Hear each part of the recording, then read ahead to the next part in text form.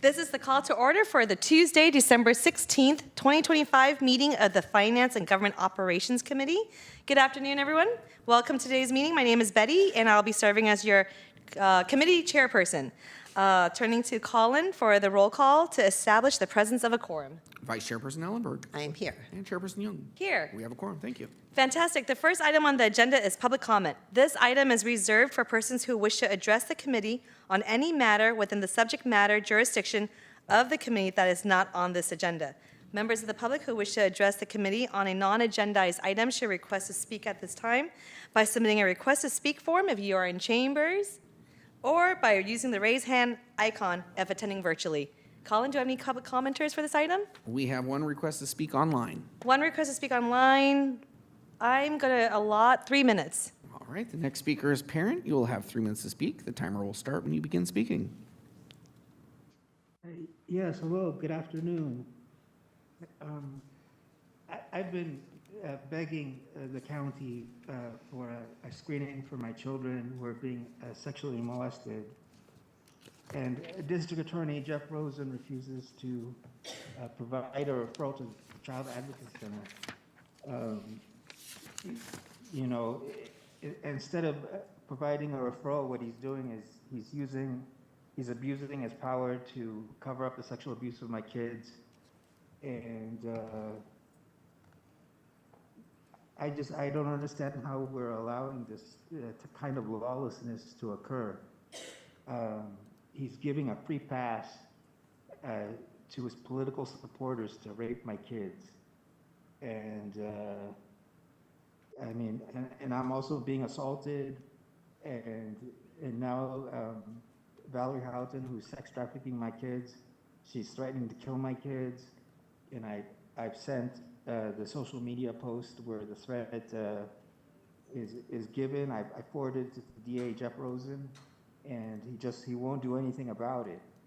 I mean, he won't. I mean, he's basically also giving a green light to do physical harm to my kids. And I mean, this person's already done physical harm to me. I mean, she's made good on her threats. So I don't understand why the county wouldn't be taking this all so seriously. I mean, why would Jeff Rosen even be associating with Valerie Houghton? I mean, she's not a good person. I mean, we've been hearing about Jeffrey Epstein and all the people that he's been associated with, and Jeff Rosen here he's doing the same thing. He's associating with an Epstein. Even worse, he's an Valerie Houghton is an Ed Gain. She's threatening the most horrific things about my kids. And I just wanted to see if you guys could please help me get a screening for my kids, or do something to at least stop this person from physically harming my kids. I posted a lot of information online. If you Google Valerie Houghton, just Valerie Houghton, you should find a lot of information that I post online. It's HOUGHTON. Thank you so much for your time. And that concludes our request to speak during the period of time allowed for public comment. Thank you, Colin. The next item on the agenda is approval of the consent calendar and changes to the committee agenda. Turn to my vice chair if there are any questions, changes, or discussion. I'm happy to move approval of the consent calendar as published. Oh, okay. Would you be okay if we were to, I'd like to move item 4 to the consent calendar. That's the Fairgrounds Quarterly Report. We're operating in the green. Great job, staff. And to Celine, we brought you on officially in July. Happy 6th-month anniversary in your role. Yes, thank you. Would that be okay with you? That's fine. Great. With my gratitude, we'll be adding item 4 to the consent calendar. And I'd like to pull consent calendar items 11 and 12 off consent for the discussion. Just, okay.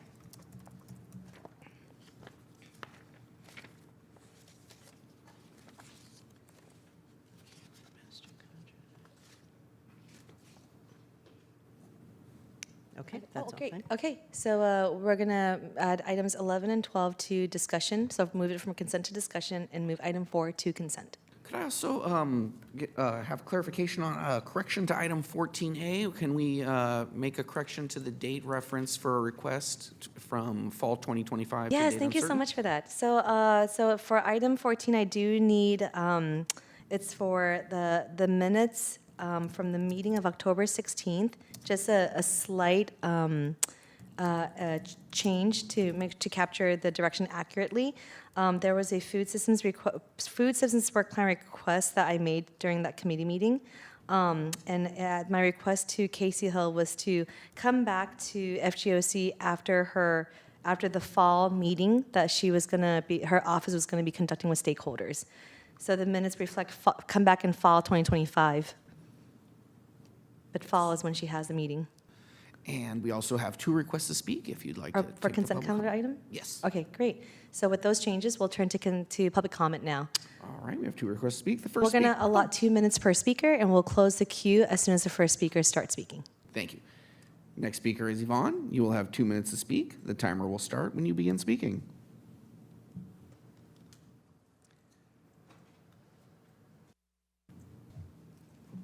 Yvonne, are you there? Yvonne is about to, there we go. Thank you. Go ahead, Yvonne. Hi, I have a comment on number 4 for the fair. Should I wait?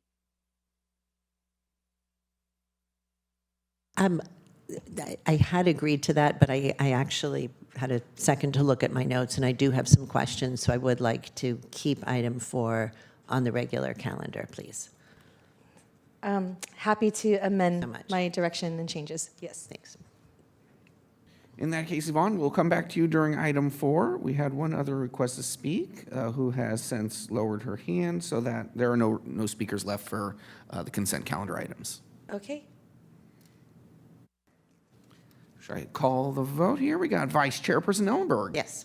And Chairperson Young. Yes. Motion carries. Thank you. All right. First item on our agenda is item 4. Thank And you. that is to receive quarterly report from the Office of the County Executive relating to the Santa Clara County Fairgrounds. And I'm happy to go right to my Sure. questions, since it sounds like you were prepared to approve. So thank you very much. And I will extend my gratitude as well to Armando, Celine, Sandy, and Consuelo. Really appreciate all of you who have consistently been dedicated to the success of the fairgrounds. I know that you have been through some significant transitions, a little pandemic in there, and really I just see the management becoming more organized, more streamlined, more transparent, and I do appreciate that. I have just I have some questions, but a very minor request regarding the maps and visual things. Could you always use a north justification so we're not turning around and trying to figure out where things are? I assume that's an easy thing. Is that correct? Great, thank you. So I had a question about the business plan states funding for capital improvements will commence once additional resources are available from investment partners. I'm interested in understanding whether this is aspirational or if we have investment partners lined up. Are they third parties? What does that look like? Thank you, Supervisor Ellenberg, for the question. Consuelo Hernandez, Deputy County Executive. It is a bit of both. We do have some potential opportunities for investment through partnerships. You will note in your legislative file, there's a section where we talk about activating the core grounds and a partnership with the food systems program of the county. There are some private dollars available in the community for investment in our kitchen facilities, for instance. So from that perspective, that is a real opportunity. And then more aspirational are the future plans of the redevelopment of the balance of the fairgrounds. So even if it's looking at, we still have not settled our final conversations with the earthquakes, but that will include presumably some investment in the property. That includes private dollars. So it's a little aspirational, but there are also some real opportunities. Thank you. What's the status of the overall kind of primary planning recommendations about the use of the entire property? I know that's something you're working on. Yes, the board approved our recommendation for a master planning process. We are in the beginnings of selection for a consultant. Supervisor Ellenberg, if you might remember, we have in the past attempted and failed at a master planning process. Sure do. That was more scattered. It was primarily focused on a land use component without looking at what the market could potentially Right. support. And so we're kind of flipping the order and working very closely with FMC this time around to make sure that we're clearly understanding the areas that need to be more flexible for the operation of the annual fair. Right. And then, of course, we also see that as one of our biggest sites in the county for emergency needs, and so we have to factor both of those items in there. I believe that in the October report to the board, we projected a 12-month process. Okay. And so we're doing a dual track, activating the core grounds and working on the selection of a consultant. Great, thank you very much. And then once a consultant is selected, is there, and please forgive me if we have already received this information and I'm just not remembering it in the moment. Once a consultant has been selected, will you then come back to the board to share an engagement process or what that will look like? Thank you, Supervisor. We've attempted in the past to engage with the community. And I say attempted because people are fatigued. They get asked the same questions. And typically that input goes into a report. And there's nothing that ever materializes from that engagement. So glad you said that.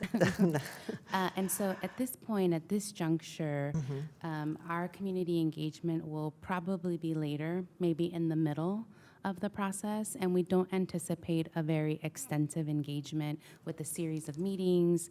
With the annual fair, there's an opportunity. We will see thousands of people that come into the fair, and that would be an opportunity for a QR code, for surveys, basically capitalizing on the events that happen at the fairgrounds now, rather than having a series of community meetings. But we're very early in that thought process, but it will be very different than what we've seen in the past. And Great. I anticipate bringing those recommendations actually through FGOC, presumably once we enter into a contract with the consultant. Excellent. That part of it will come to the board. But again, we are still in the early phases of mapping out the work for next year. I appreciate that. I'm sure there is fatigue, and I don't want us to squander whatever trust we have remaining by making promises or suggestions that don't materialize. So there certainly is some good rationale to waiting. Obviously, for public interest, I want to equally be clear that no final decisions would be made on the use without engagement from specifically the community that would be impacted in the surrounding neighborhood. You mentioned the core area capital improvement area, and I'm interested, this is on pages 9 to 13 of the business plan. Projects that impact health and safety, obviously necessary, may not drive revenue. I appreciate the effort to identify energy efficiency upgrades. Of course, that could achieve some utilities savings, as well as pursuing any additional lease opportunities. I think these are the types of projects that should be prioritized over other options that may not have as clear a return on investment. But I'm wondering, maybe I'll turn to, either Consuelo or James for this. Under the contract with FMC, could excess revenue generated by activities at the fairgrounds theoretically result in contributions to the county general fund? Not suggesting that they should, but just kind of thinking about the fairgrounds as a real underutilized asset. Go ahead, James. Yes, in theory, a significant portion of the revenue that comes off of the fairgrounds is associated with some of the other leasing activity that occurs on the rest of the property. In theory, money could be, if there is excess revenue, it could be used for county general fund purposes.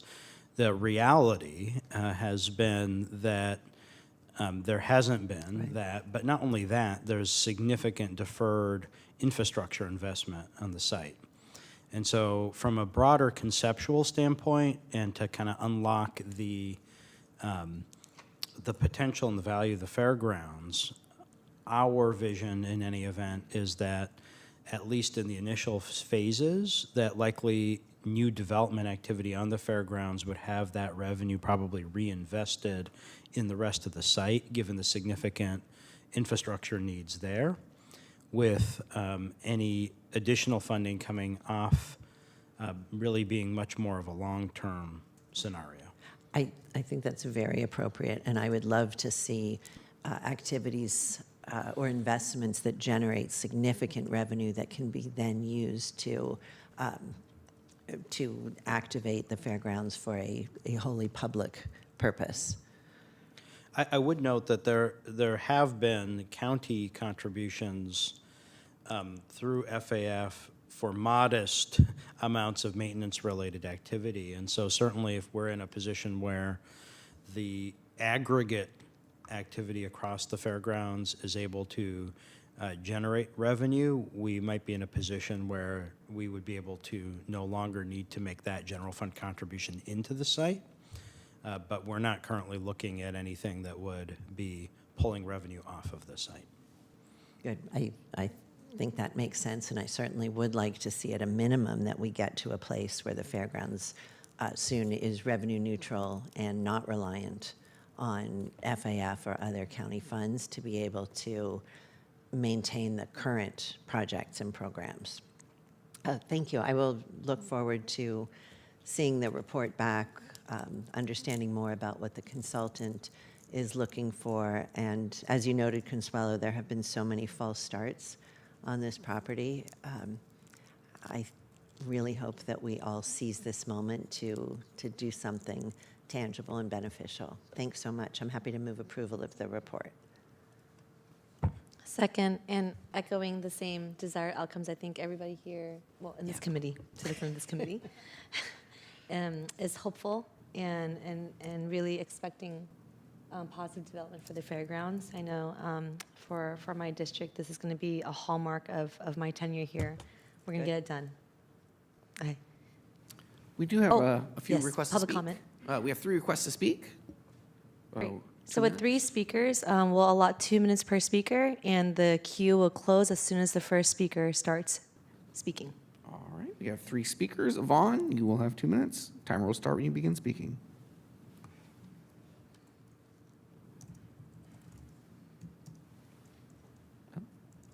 Yvonne, are you there? Here you go. You're ready to go. Good afternoon, committee members. Thank you for the opportunity to speak. I'm here today to express my serious concerns regarding the recent changes to Santa Clara County Fair dates. I'm speaking not only on behalf of my 9-year-old daughter who is participating in 4-H and raising her steer for the first time, but also on behalf of senior FFA members who will no longer be able to attend the fair due to this date change, as well as many other 4-H FFA families who could not be here today. On November 22nd, meeting notes from Santa Clara County Fair Livestock Committee were leaked, revealing that the fair dates had been changed to August 19th through the 23rd of 2026. These notes were deeply concerning. The tone and responses recorded were frankly unprofessional and dismissive. One statement in particular was, "They can come or they don't," reflects a troubling lack of consideration for the youth of this fair is meant to serve. These new dates fall during the first or second week of school for many Santa Clara County school districts. While it suggests during Zoom meetings last night that the absences could be simply excused, that's not realistic for many families. California schools often require medical documentation after 2 days of absence, after which becomes unexcused. Independent studies is also not an option. as it requires at least 4 weeks' notice. School staff are still on their summer breaks. Additionally, senior FFA members who have already purchased livestock with the understanding that fair dates would remain consistent are now faced with the impossible situation. Many of these students will already be attending college or moving during this time, making it impossible for them to participate in which should be their final year of fair. Parents offered a reasonable temporary solution for 2026 only to keep that livestock show and auction on the traditional dates while holding the fair and carnival in August. This proposal received no response. Families have invested thousands of dollars, countless hours, and an immense amount of heart into these projects. To suggest these students can simply Next speaker is Megan Davis. You'll have 2 minutes to speak. Timer will start when you begin speaking.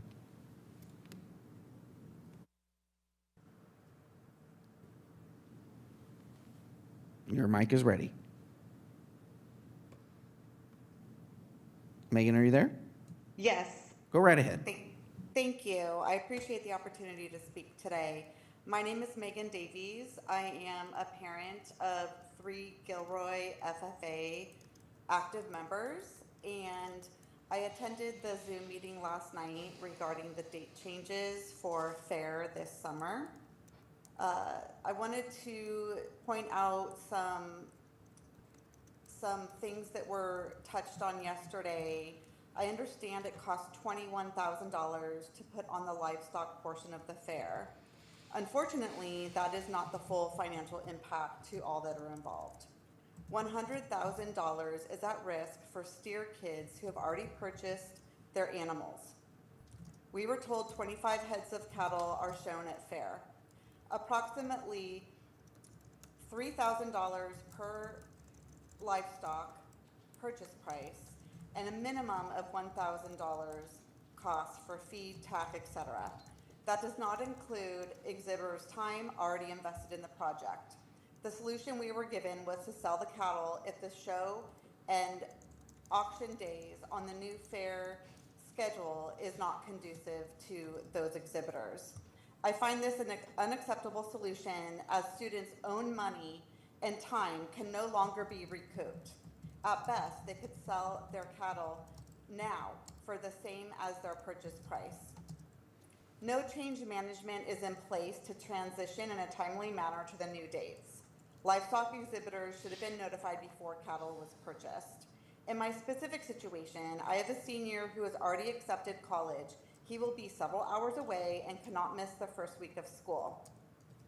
I really hope that this committee can find an acceptable solution that will not cost these students thousands of dollars. The next speaker is James Cooper. You will have 2 minutes to speak. The timer will start when you begin speaking.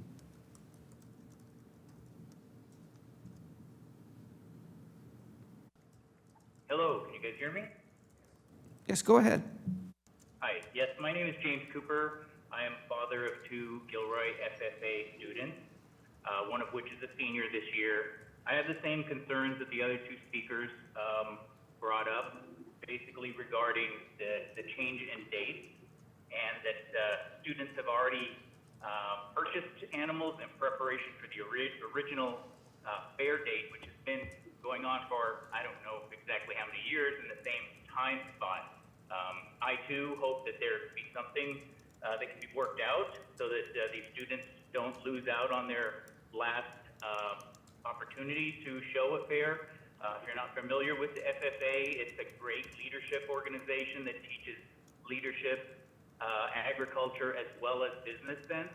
And I'm concerned that the business sense that children are going to be learning this year is that if they buy a livestock and then are unable to sell it, that they're at a loss. So I just hope that sound minds would come together and find some kind of solution for this, other than the first week of school, which will obviously, as others have said, not allow the seniors to be able to participate, and is now a financial burden on families who've already purchased their livestock in preparation for the original date. Thank you. And that concludes our request to speak. Okay, and we'll go to a vote. All right, Vice Chairperson Ellenberg. Yes. And Chairperson Yoon. Yes, report received. Motion carries. Thank you. Thank you. And our next item on the agenda is item 5, which is to receive the annual report from the County Communications Department relating to staffing, performance metrics, and operational priorities.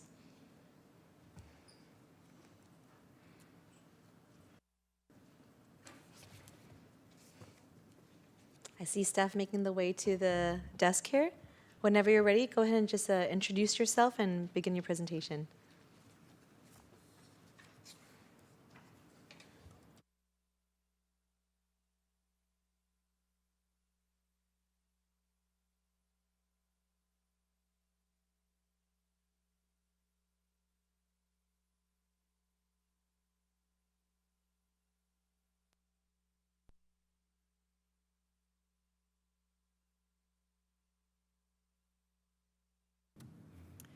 Good afternoon, Supervisor. I'm Tricia Adcock, Director of County Communications. Thank you for giving us the opportunity to present. If you just give us a moment, my computer just rebooted and did some updates, so it's logging on now. Totally fine. Always happens to me too.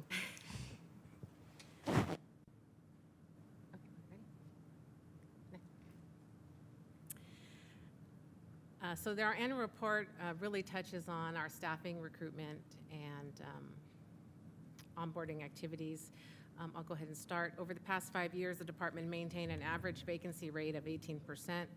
This is compared to a 25% national average for public safety dispatchers. As of this reporting period that we used for our annual report, the department's vacancy rate has decreased to 9.88%. This reflects the sustained progress that we have strived for in recruitment, hiring, and retention. It strengthens not only our service continuity, but it reduces the need for mandatory overtime, which really has an impact on our staff, and improves our operational stability.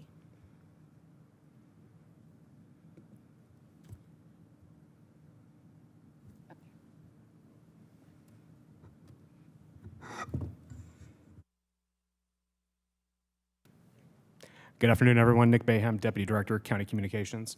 So in terms of our retention, as you can see, our analysis of trainee attrition shows that 43% of our dispatch trainees who resign cite personal reasons. That's the largest component of our resignations or our loss of dispatchers in terms of retention. In the dispatch environment, this often reflects early misalignment between job expectations and operational realities. A lot of that can be attributed after post-interviews or discussions with our staff before they decide to exit, to inability to come to grips with the shift work, right? 365, 24/7 facility, holidays, weekends. It's a younger workforce. They come into this environment. They think it's going to be adaptable. They realize it's not a good fit for their personal life. In addition to that, family caregiving needs. They have to balance that weight as they take on the role of the job. We also look and we find that emotional toll to the exposure of the job itself can be an impact. And as they work through the process of training and learning, they experience certain situations that they realize this is not the career for them. So we highlight that as we move through the training process. Realization that the job just simply does not meet expectations as well. Sometimes there's kind of a feast or famine environment. There's periods of downtime. There's periods of high volatility. And so people come in and they recognize maybe it's not the best fit for them. We do continue to look at our onboarding practices before and during our training academy. That's a focus for us. We've implemented a dispatcher orientation for our staff as they come online into our academy. Pre the beginning of training, we look at providing an overview of what to expect in the training and the job itself for our staff. And so we focus on those things. We've also implemented a sit-along program for applicants and for those that have been selected to be in the academy so that they can sit with the dispatcher, see what calls are like, see what radio traffic is like, and get a good understanding of what they're beginning in terms of their career path. Performance metrics that we look at, we made notable advancements in reducing both voluntary and mandatory overtime assignments, and we've achieved a 67% reduction in mandatory overtime over the last 2 years. Furthermore, the attrition rate has decreased by 9%, demonstrating increased employee retention. A combination of reduced overtime assignments along with a lower attrition rate highlights the effectiveness of the strategies that have been undertaken, both in technology improvements and workflow. As we look at our retention and our efforts to support our staff, wellness is a key factor for us. You can see here we highlight our Take Your Kids to Work activity event this summer. It was a big success for us. We got a lot of feedback from our staff that they really appreciated it. Our partner agencies showed up in strength and supported what we do and showed the impact that county communications has for both the sheriff's office, EMS, and the fire department. We had over 34 children take part, plus their family members, and it was a very positive day. We take on a lot of other activities throughout the year to try to support our staff. We partner with County Wellness and Concern throughout the year for various events and activities. And we've also implemented a peer support team for our staff in recent years, which is made up of line-level dispatchers and supervisory staff who are certified to support our dispatchers 24/7 should the need arise. We also partner with our partner agencies, the Sheriff's Office, the Fire Department, County EMS, for their support as well in those organizational situations. Team with our partner agencies, and we recently implemented a Cortico app for our dispatchers, which is kind of like a wellness application that's 24/7 available to our staff.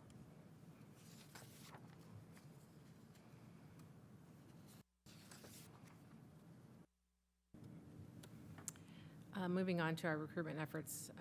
While our vacancy rate continues to improve, we have seen a downward trend in application volume. This is something we're actively monitoring and adjusting our outreach to targeted recruitment events. In 2025, we attended 13 outreach events with a focus on public safety hiring, high school career fairs, career expos, and planning is underway for 2026. We're always looking for areas to streamline our hiring process. We work closely with ESA to meet our target timelines that are aligned with our academy schedules. We are planning 3 academies in 2026. Evaluating messaging about 911 dispatch as a profession, to Nick's point, having an onboarding outreach or onboarding meeting before they start the training academy. Again, working with ESA recently, they posted a reel on social media highlighting all of the benefits and competitive wages for the dispatch position. That reel by itself generated over 45,000 Facebook views and resulted in 56 additional applications being submitted. So it was a great success, and we appreciate their partnership. Further performance metrics, the state mandate for 911 answer time requires all of our 911 calls arriving at the comm center shall be answered in 15 seconds or less. 95% of all the calls need to be answered in 20 seconds. They do a lot for unpredictable spikes, recognizing those abnormalities may occur, and those are considered.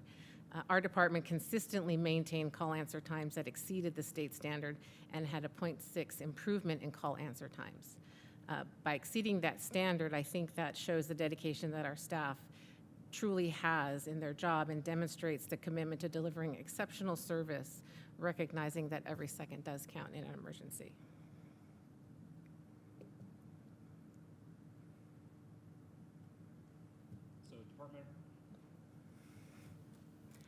Departmental operational priorities will continue to be to focus on these areas in the coming years and continue to grow and show success and make better those areas that we've already seen success. And we're open for any questions that you may have for us. I'll turn to Vice Chair for, oh, wait. Let me turn to Colin first for any members of the public wanting to provide comment on this item. There are no requests to speak. Okay, I will turn to Vice Chair. Really impressed by the improvements that you are seeing, and clearly you're implementing the right strategies to build and maintain your workforce. There's a program that was mentioned in the ledge file, but not in your report today, that I want to learn a little bit more about. It's the Nurse Navigator program. I understand that it's a pilot that allows for dispatch or first responders to offer a 911 caller the option of alternative medical care for lower acuity cases. What I read is that it includes, first, no-cost transport. What is that transport? I assume not an ambulance then. So the Nurse Navigator program, which is in a pilot phase for us at County Communications, as we triage a call and a certain determinant is predetermined, and we reach that triage code, Right. We transfer the caller to the Nurse Navigator program's call center. And while they go to that call center, there's options available to them such as maybe an Uber to come pick them up and transport them to an urgent care or other facilities that might not meet the need of an ambulance. Got it. So once it's transferred to that call, it's out of the county comms system, or is Nurse Navigator kind of a subset within county comms? So it is out of our system. It is transferred to a call center that's run by the ambulance provider. However, they can be transferred back at any time if they determine there's still an emergency that wasn't identified initially. Interesting. Did this come to us from the ambulance providers? Did they request doing this pilot? Yes, so let me add in a little bit. So this was actually part of the most recent amendment that we had with AMR as one of the options to try to help decompress the system and expand services, but do so in a way that is appropriately allocating advanced life support resources where they belong. Right. So AMR added this service. It's of mutual benefit. It benefits us and the community by helping to get the right unit where it's needed. It helps AMR by actually reducing demand on ALS ambulance transport. Right. So they run the nurse navigation program itself. Our dispatch center, as was explained, will transfer appropriate calls over to them for them to take from there.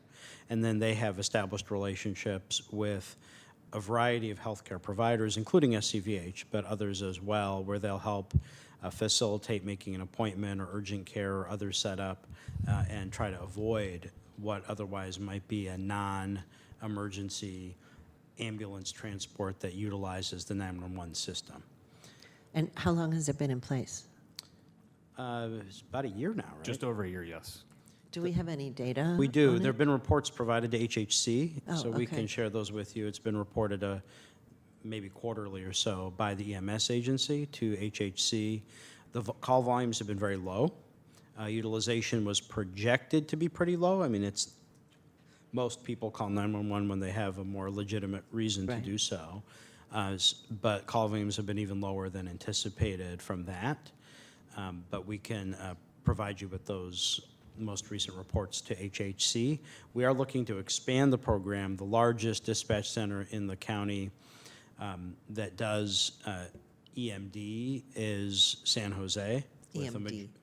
Emergency medical dispatch triaging for calls.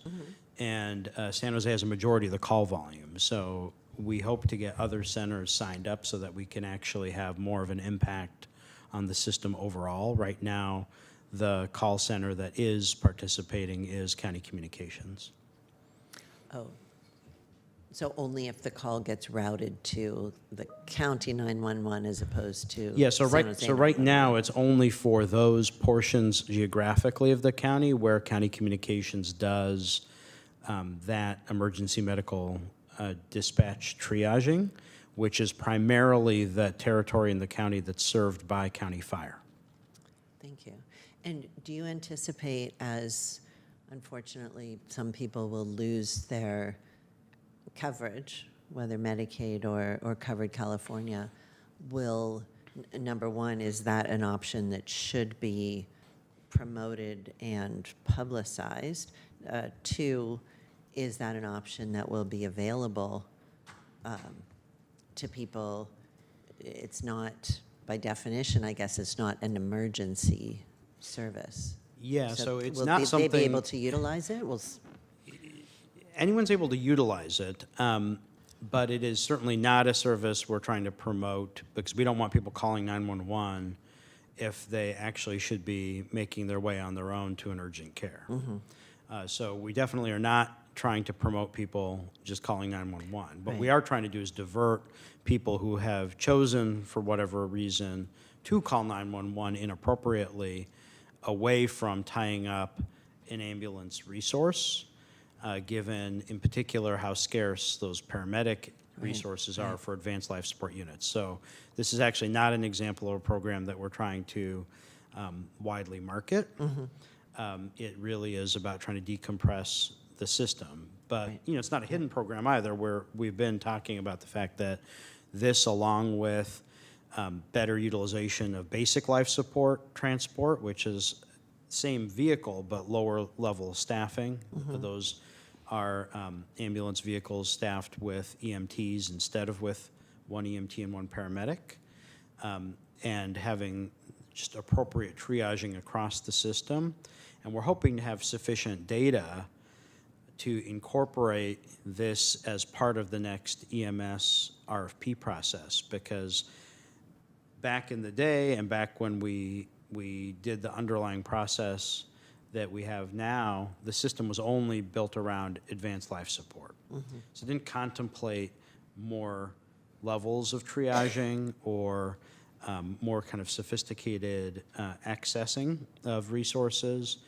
And the new standard really in urban areas in particular is a more granular stratification. So this is part of a number of initiatives. There's other things that are being piloted through that most recent amendment, including non-ambulance transports for certain 5150 related transports, as well as the data around use of basic life support vehicles.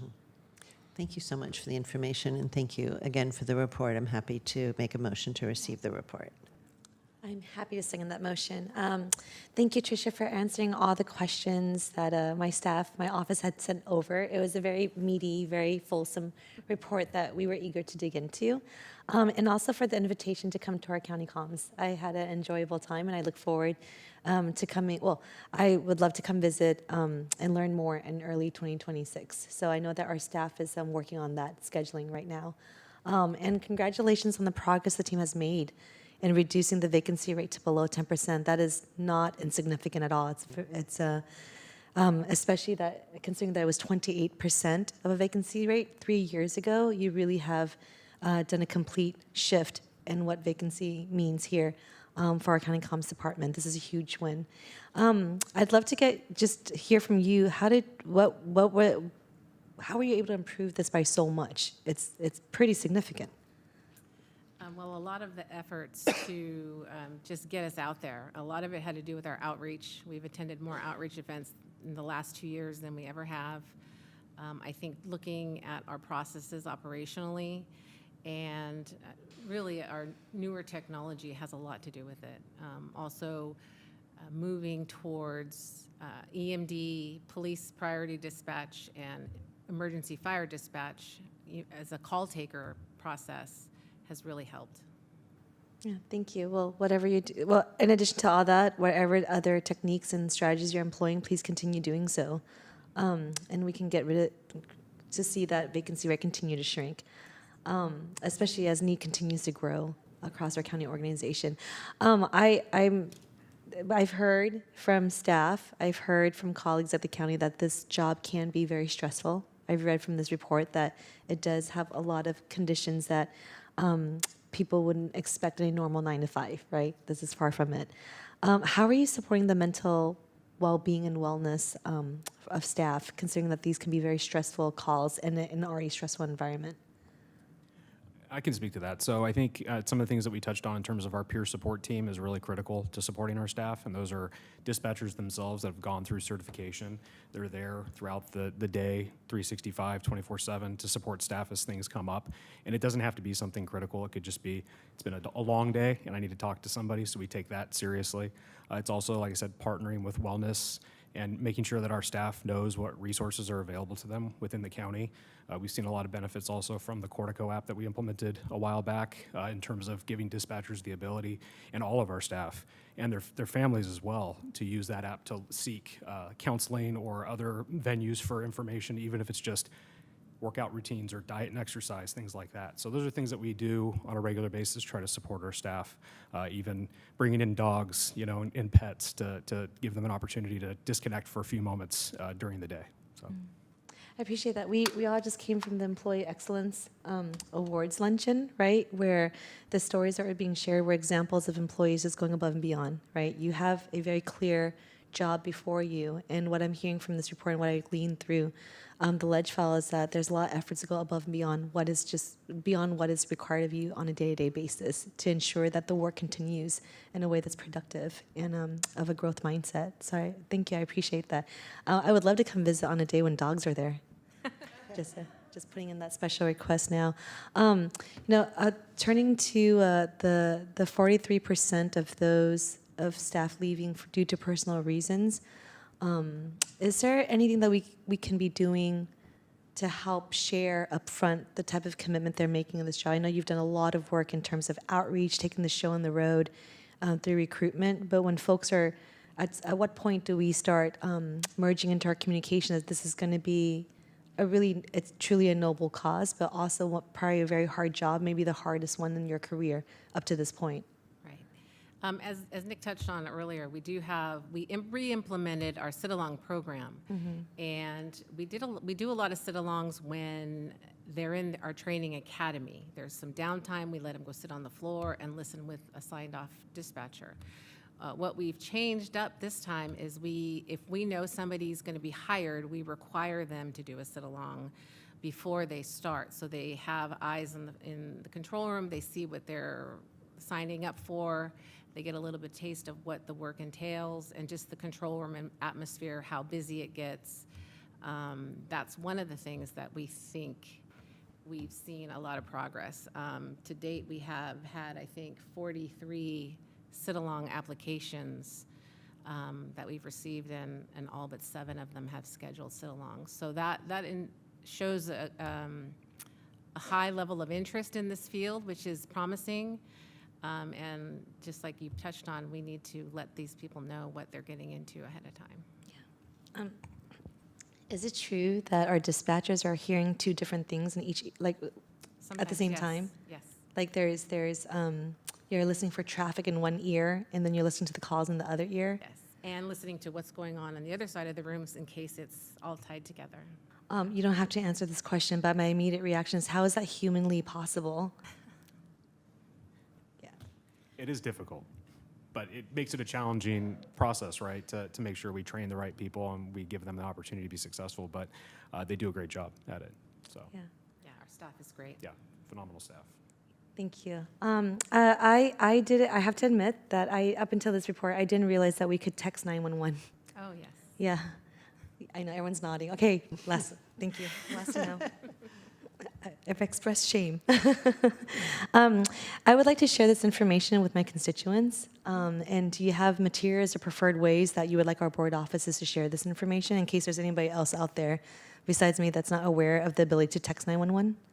Yeah, we have some materials that we used when we launched Text to 911 a few years back that we can send. Would love that. Are we able to text in different languages too? That would be Next Generation 911. That is coming. That'll be statewide, a state implementation using the phone vendors' technology, new phone systems will have the ability to do that. Oh, that's exciting. When is that coming through? We don't know yet. Oh, okay.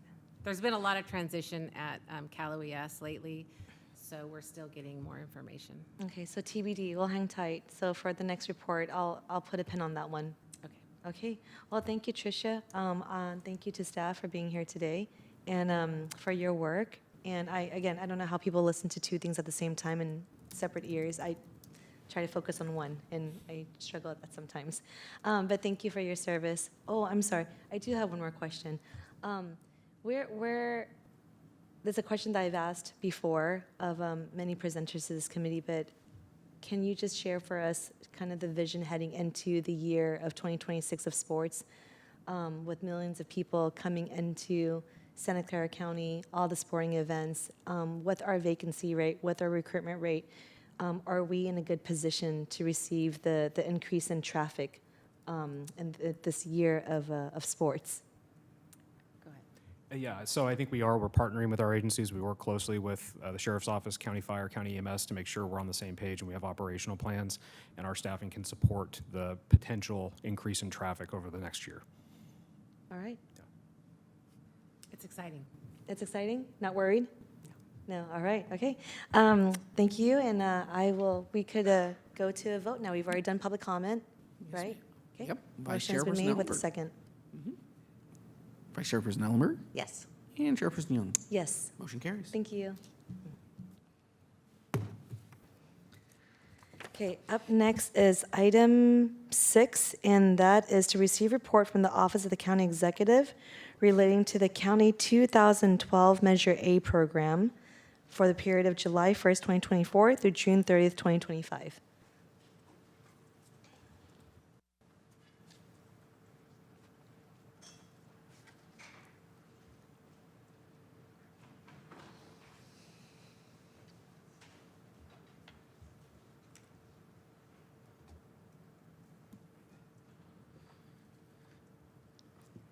Good morning.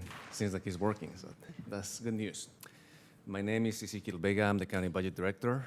And today, I'll be glad to answer any questions you may have on the report itself. The majority of the information is contained in page 2 of the staff report that is part of your package. The summary of the report, in essence, indicates that we receive resources to provide services under Measure A, 2012 and 2018 Measure A that was approved by the voters of approximately $73 million. Expenditures are $69.6 million, and that means that we had excess funding for that period of time of $3.4 million.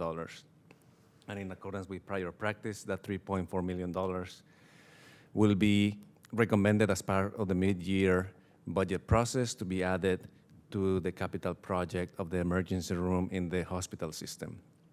So those are the highlights of the reports. I'll be glad to answer any questions you may have. Thank you, Ezekiel. I'm going to turn to Colin. Are there any public comment on this item? There are no requests to speak. Great. I'm going to turn to Vice Chair. All right. You're good? Oh, you're good. Okay, well, thank you for this report. And I'm heartened to hear that the voters have 3 times now approved a Measure A to support county services, 2012, 2016, 2025. I'm grateful for our voters. I see your light, James. There have been a few more Measure A's than even that. Oh, my goodness. Okay. Because counties get first placement, all our county-related measures are always Measure A. We're always going to be an A. Yeah. Hopefully, we don't have to keep on rolling out more, but I'm glad to hear that our voters and our residents have shown up time and time again in support of one another and of our county operation. Could you share revenue estimates for FY26? I didn't see them reported. If you have them, and if possible, can you also share how those funds are being used now? Yeah, we believe that estimates for fiscal year 26 are going to be in line with what we are seeing right now. And if you actually look at the report itself also on page 3, you will see estimates for fiscal year 27, where we are projecting a small decrease into next fiscal year. That's because of the current financial reality that we see with sales tax revenue throughout the state. Yeah, so in general, sales tax is roughly flat the last year to this year to next year. And we have, for many years now, largely allocated this Measure A funding to support the staffing in the Office of Supportive Housing. That's the main use of this funding. And that's an ongoing cost, and that's anticipated to continue. Yeah, thank you. Thank you, Ezekiel. I know that one of the programs supported by 2012's Measure A is a safe parking program. Is there an opportunity to expand safe parking in San Jose, West Valley, or South County? Just we've seen in recent times various local policies outside the county's control driving further, well, not driving, no pun intended, but forcing people to be more transient with the abatements of the encampments and more cars and more RV dwellers moving into the neighborhoods, into our communities and places that may not be the safest for them. Are there any plans or indications of how we could expend those funds to expand safe parking sites? Well, given the county's kind of broader fiscal situation, we're not planning and have not asked departments to propose any programmatic expansions. We're trying very hard to preserve the programs that we have in place. So we don't have any current plan for that, and to do so would require allocating additional funds in that direction and away from something else. Thank you, James. I feel like that's going to be the sobering response to many questions from now through the budget process. And it's hard. I mean, I think we all recognize the incredible needs in the community. You know, one of the real challenges we have in the supportive housing space is that we're facing not just the broader fiscal situation affecting the county, but on top of that, really significant separate federal impacts to continuum of care and other related funding. We're very concerned about that, coupled with the impacts to behavioral health funding. So it's going to be a very, very tough year, and undoubtedly we will be forced to bring forward many proposals in this upcoming budget process that will be not pleasant ones, and ones that will be very difficult given that we have to keep a balanced budget. Okay. Thank you, James. Thank you, Ezekiel. I'll make a motion to receive the report. Glad to second. And Vice Chairperson Ellenberg. Yes. And Chairperson Young. Yes. Motion carries. Thank you, Ezekiel. All right, we're going to move to items that were removed from consent calendar and added to discussion, and that will take us to item 11, which is to receive report from the Procurement Department related to the executed contracts on the fiscal year 2024-2025 master contract list. Hello, welcome. Vice Chair, if it's okay with you, I can go straight to my questions. Yeah, if that, does that, unless you really wanted to present. I love a good slide deck, so I don't want to get in the way of that. Are you sure? Oh, okay. Well, thank you. You know, roughly 1 in 3 contracts out of this list comes to the board for retroactive approval. Really just want to dive into understanding what that means. What is the impact of retroactive approvals? Why are there so many? Is that a good indicator, a bad indicator of how we're operating? And what are the barriers contributing to coming to the board on time? Essentially, how can we improve upon this? Do we need to improve upon this? So I'm going to put this in the category of me learning about your world. Thank you. Matthew Hotta, Director of Procurement, and I have with me Michael Fogelstrom from our Office of Countywide Contracts Management, OCCM. I think we recognize the large number of retroactive amendments, and to that end, we're looking at ways to mitigate or reduce that number. For an example, we're proposing to add language to the upcoming MCL ledge file resolution to effectively add a grace period. That timeline we're still discussing, but an example of that added language would be to allow execution of amendments for the period of, say, July 1st through July 31st, and then have a retroactive date of execution to be July 1st. Those amendments that need to be executed after July 31st would go to the board to get an effective retroactive date. Other than that, it's further discussions with the agencies and the departments to look at ways that we could streamline their administrative processes and get procurement more involved to help support them in getting their contracts executed. Thank you, Matthew. Did you want to add anything, MJ? No, I believe you covered it, Matthew. Okay. I would just note that when back of the envelope, I haven't done a more precise count, but around 40 of the 50 retroactive agreements were within that 30-day window, probably candidly related to just the process of getting them signed. So those don't really give me as much concern. In fact, I think 25 of them were within 14 days. So probably a signal that they were sitting in people's DocuSign queues and things like that to get done. There's such hundreds and hundreds of contracts that start at fiscal year start. It's really the 10 or so that were more than 30 days where I think we need to pay some specific attention to what was happening. But those few weeks right at the start of the fiscal year, it's very common for it to take some time just to route contracts for signature. especially because a lot of these contracts require many signatures. Thank you for being so candid about the realities of how some of these contracts end up being retroactive. Those sound like operational challenges to me, which are not insurmountable, right? Well, I don't know. I mean, I guess what I would say is within that kind of short window around start of the fiscal year, I don't know that it's a sign of anything inappropriate per se, that it takes a few days to get contracts just executed.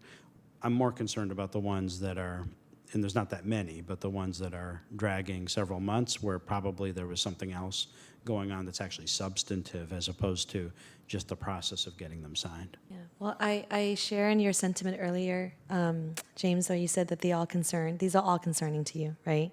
And what I worry about is that we contract a lot. Some of these contracts are with multi-billion or million-dollar corporations, where a retroactive agreement may not impact them so much in terms of cash flow or their ability to provide services.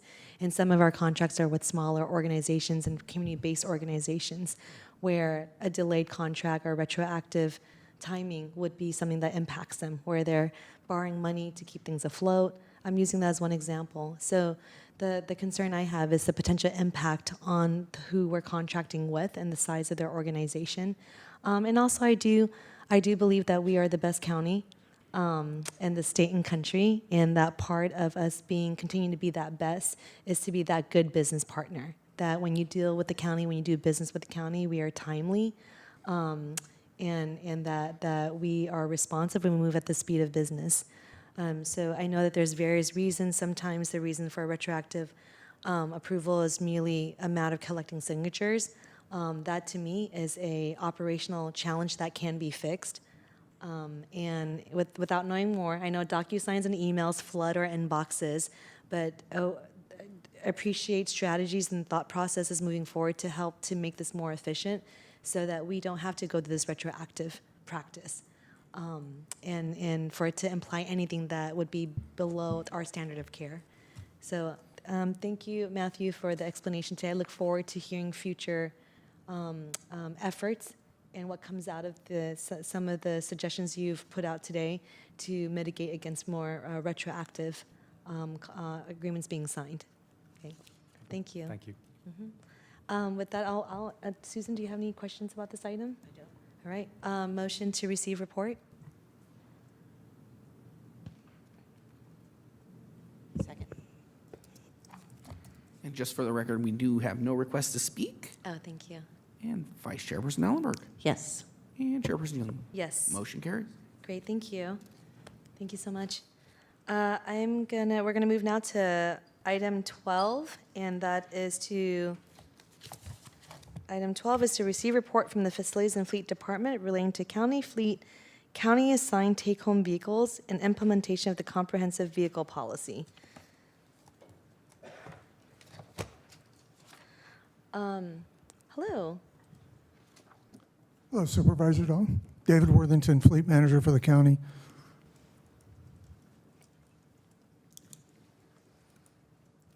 Good afternoon. Julie Wood, Senior Management Analyst with Fleet Management.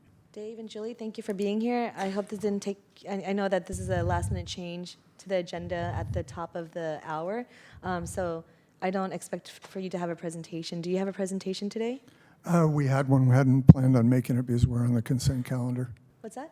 We hadn't planned on making it because we're on the consent calendar. No worries, totally understandable. Susan, I can go into my questions right now. Okay.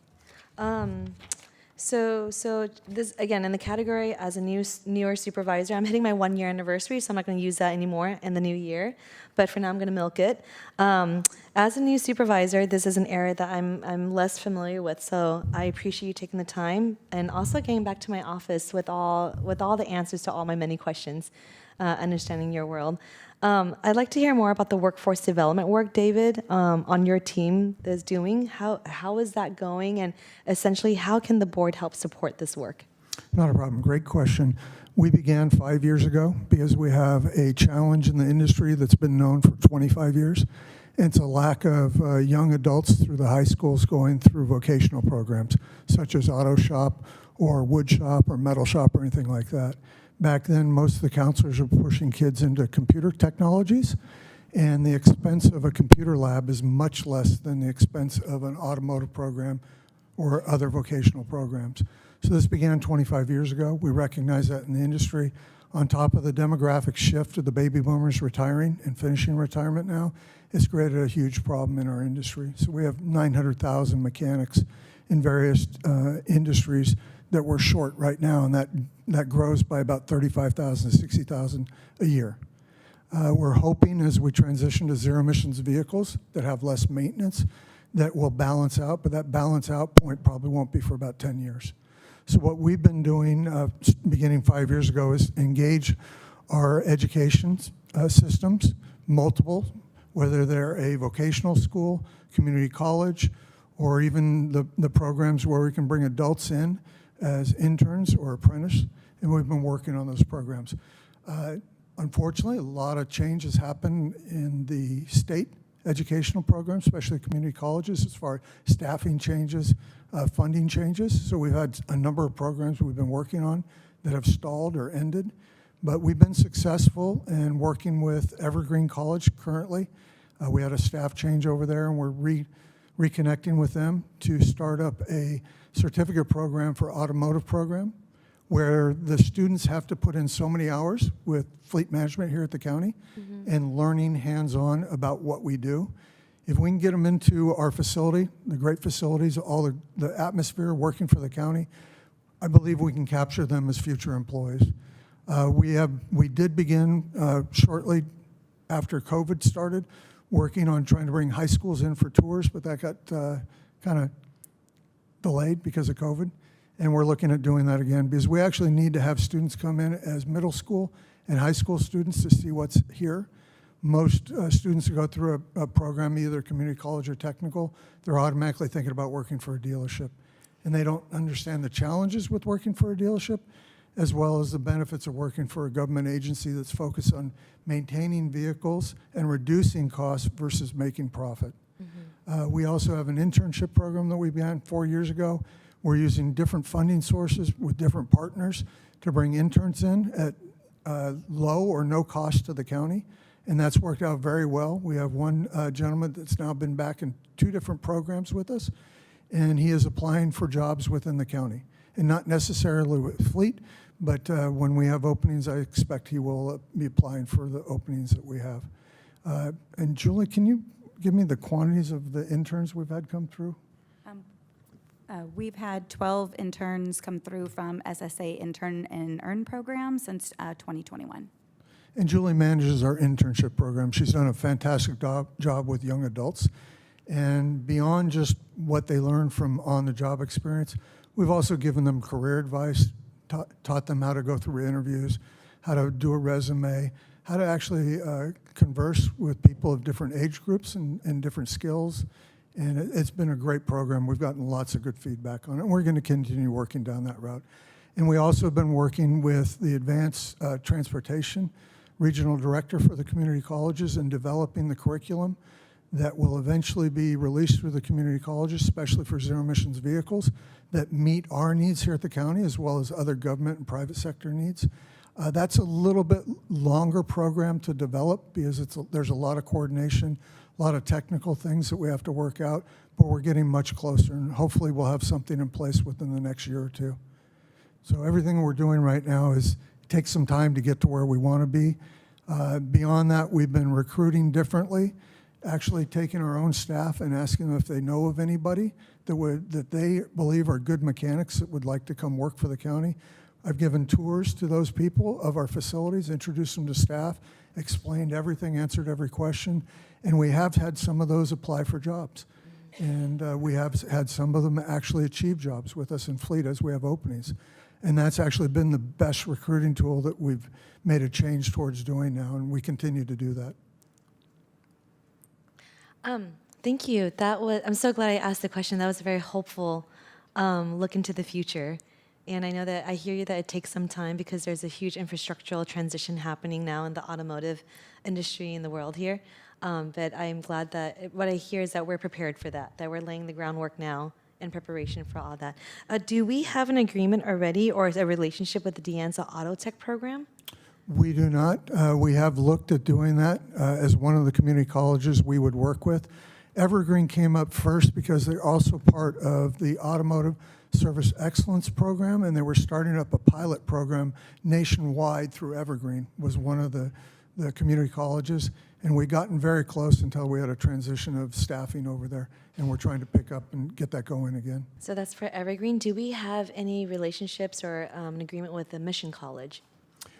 No, but we do through the Municipal Equipment Maintenance Association, Northern California chapter.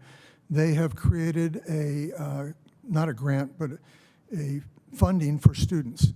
So they support $1,000 towards a student's education. The student goes through Mission Valley College, and at the end, we get to know which student that we sponsored and help them out. And we're a member of the MEMA organization, as well as other fleet associations.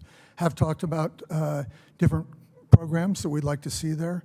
But again, we're working through the regional director to help that. So it wouldn't be just one community college that we're working with, but we'd like to see it in all the community colleges that have automotive programs to actually benefit the entire government fleet industry in the Bay Area. I love that. That's a very impactful work and an approach that you're taking on that would have regional outcomes, not just for our one county. So I would, not making a direction, just recommend that if there's anything that my office can do to help. I think we're both very, very, don't want to speak for you, Susan, but I feel your leadership on the board has also been very invested in workforce development, especially amongst our youth. So if I would say De Anza Auto Tech program, it's a big, and it's an old program. I went to De Anza College like 25 years ago, and that was like the biggest job skill program on campus. They always got the hot dog grill at the flea market, and no one else knew how to use it. So they always got their club always got more money than us other clubs selling sodas. But it's a very impressive program, and I think so any outreach efforts there would, I assume, would be beneficial to our efforts or recruitment. Not to interfere with your regional approach and strategy to have broader impact. And then I mentioned Mission College just because Mission has been such an incredible partner to our county. They have asked before, what are your staffing needs 5-10 years from now? Can we be a partner in developing curriculum and classwork there? So I'm assuming your regional approach or your broader approach already because it includes all community colleges. But I think any conversation there could only be fruitful. So I would recommend only that these are all additional relationships that I think would be helpful to your cause. And I look forward to hearing more about this. My office will be reaching out for some offline conversations to see how we can be more supportive. Thank you, and I apologize because we have had meetings with Mission Valley and some other colleges, one-on-one meetings, and given them the information from what we see in the industry as well as what our needs are. And some of those are fruitful, some of them haven't been, but we continue to work on that. Yeah, and it's a team effort. Our entire staff, our leadership team is invested in this because they are looking for their future replacements. And that is going to be their legacy is the people that come up behind us, not necessarily the work that we're doing now. Oh, you're absolutely right. Thank you. Thank you, David. Really the last question on my list here is that the report highlighted 3 barriers related to zero-emission vehicles. Yeah. The first being funding for new charging infrastructures to support the transition of the county fleet to zero-emissions vehicles. The second is regulatory compliance not aligned with zero-emission vehicles availability in marketplace. And 3, zero-emissions vehicle availability that meets the county fleet mileage range, duty cycles, vehicle configurations, and emergency response resiliency. That's a mouthful. So those were the 3 barriers that was highlighted in the report. Really simply, my ask is, what can the board do? What policy changes, what advocacy, or what considerations can this board, this committee, and the board take to help break down these barriers, if anything? The largest barrier we have is funding. Oh. It's expensive for the infrastructure, and this is a bad time for funding to be the challenge. The county's in a unique situation where we have over 55 different locations that need to be electrified, and there is no common standard or cost for that. Every site has to be looked at. Infrastructure has to be identified, what's currently there. And we are working on a general forecast of that cost right now. On the vehicle side, with the California Air Resources Board regulations, a recent lawsuit that was settled with 13 other states for the Advanced Clean Fleets regulation removed private sector businesses from having to be required to purchase zero emissions vehicles. That's 87% of the sales market for the next 10 years is gone.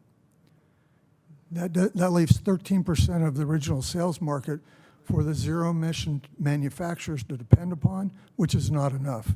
So we've already started to see changes from manufacturers, and I do expect that we're going to see some manufacturers out of business within this next year to 2 years. The most recent was just this week. Ford announced they're no longer producing the Ford F-150 EV truck. And that truck is one of the trucks that's priced at a point that we can afford. It's only about 1.5 times the regular cost of a gasoline or diesel vehicle. But they are now canceling that truck and actually canceling orders that have already been placed for it. And that's because the sales market has collapsed for them. Right now, the only manufacturer of EVs that actually makes a profit is Tesla. And if you look at how they make the profit, is generally in selling credits to other manufacturers that can't actually produce the EVs themselves. Ford took I believe it's a $31 billion write-off with their electric program right now. And that's a huge loss. Other manufacturers take the cost of the EVs and they do cost distribution through other vehicles, such as trucks. That's why truck prices are so much higher. And now we have pickup trucks that cost over $100,000 because the cost of their EV program gets wrapped up into that. So without a profit model established or help from the government, such as the tax incentives, it's becoming much more difficult just to produce the EVs that are common vehicles out there, such as bread vans. So the county has very diverse vehicle needs, especially in light-duty, medium, and heavy-duty trucks. And so the amount of manufacturers that are available to meet our needs is shrinking at a time that we have a regulatory compliance aspect that for every gasoline and diesel truck we purchase, we have to purchase a zero-emissions vehicle truck. Or we have to get to a minimum of 60 vehicles that are EVs in medium and heavy-duty trucks, light-duty trucks, to be able to submit a exemption request because there is no vehicle out there that will meet the county's needs, and we need to replace a vehicle. Very complex situation, and it's changing literally every 2 weeks.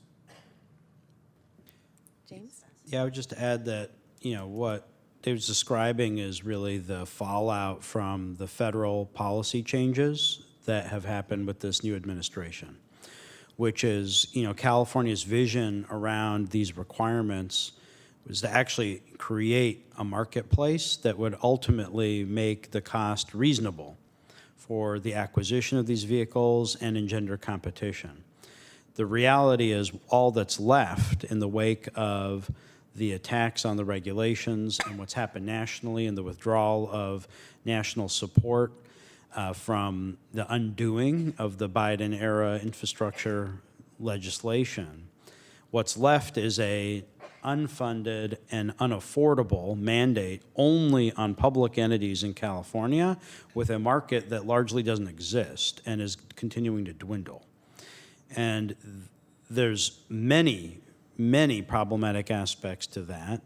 The most significant, of course, is environmental. But leaving that piece aside, the practical impact on entities like the county is there isn't a viable path that is actually fiscally affordable and in some cases attainable at all, given the market, for us to actually comply with the regulation. Other counties, other cities, all other entities that have public works related functions are in a similar boat. And as a result, unless there's a change at the national level or additional state support, which seems unlikely, I actually think the public sector regulation is going to have to fold, because if we can't afford it and we can't find the manufacturers, the hundreds of cities who are much smaller than us certainly can't either.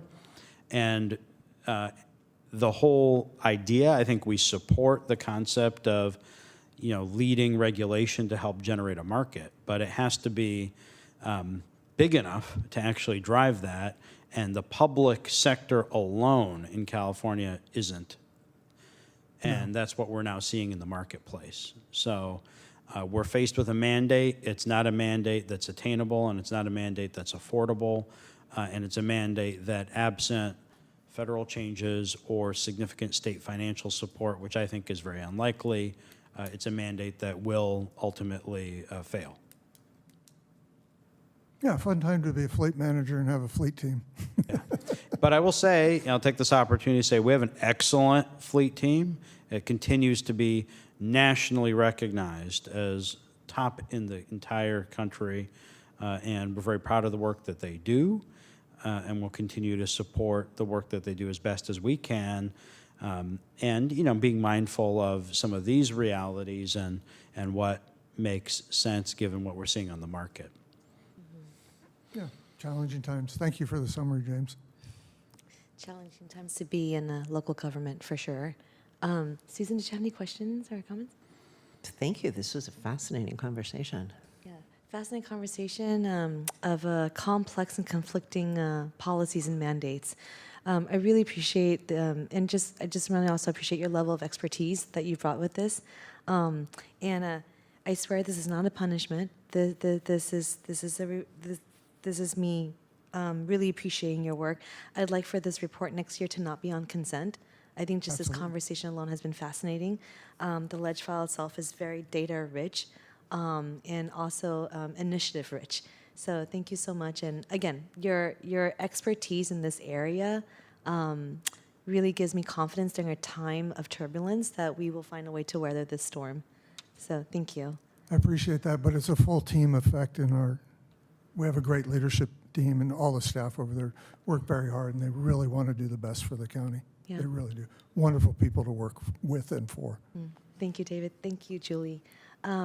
So I have to, IGR is no longer an FGOC, so I can't turn to them and ask, but is this something that's part of the sustainability portfolio already and the priorities of IGR? We do have a number of items as part of sustainability chapter supporting and promoting continued use of zero-emission vehicles. I think what's challenging here is, while the county's philosophically supportive of what the state is trying to do, it's run headlong into some very challenging broader realities. And imposing a mandate solely on the public sector isn't going to work. It's not only unaffordable, but it's infeasible. And so California, having abandoned the private sector mandate, it faced an uphill challenge, but having basically abandoned the private sector mandate was, I think, a pretty fatal mistake, because without having the private sector come along as part of the regulatory structure for California, California together, public and private, can move the broader national market. But just the public sector without the private in California isn't large enough. And that's the reality we're now facing. So I think the current structure, where the state has abandoned the private sector mandate but is trying to continue with the public sector one, I don't think that's workable. I don't think it's feasible, and it's going to impose tremendous cost, but ultimately not succeed. Yeah, this sounds like an advocacy piece that IGR should include in their set of priorities in terms of trying to course correct this, to have a sustainability plan in the future that both includes the public and the private sector.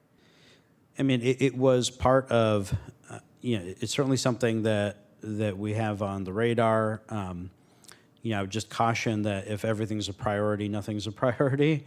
And, we have a strong, mighty team, and our direction to them is really to focus the bulk of their energy on public hospital-related funding issues, which we're going to have a very uphill battle on. We had a report at HHC this morning talking about, the fact that the state outlook on Medi-Cal is not good. And so, we have a lot of things to tackle.